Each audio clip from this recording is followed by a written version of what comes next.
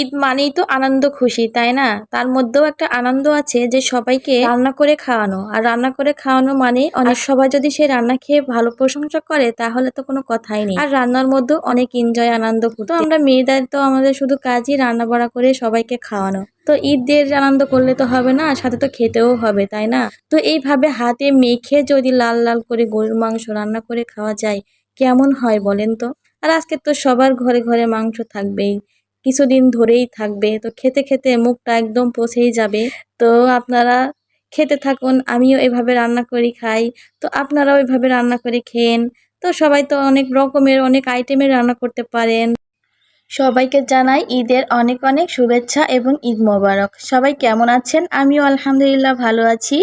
আর আশা করি সবার ঈদটা অনেক ভালো কাটবে। সবার ফ্যামিলি নিয়ে যে যেখান থেকে ঈদ করবেন সবার যেন ঈদটা অনেক ভালো কাটে, সুন্দর কাটুক। আর আমাদের জন্য সবাই দোয়া করবেন, আমাদের ঈদও যেন ভালো কাটে। সবার ঈদ কেমন কাটলো কমেন্ট করে জানাবেন। সবার জন্য ভালোবাসা ও দোয়া রইল। সবাইকে জানাই ঈদ মোবারক।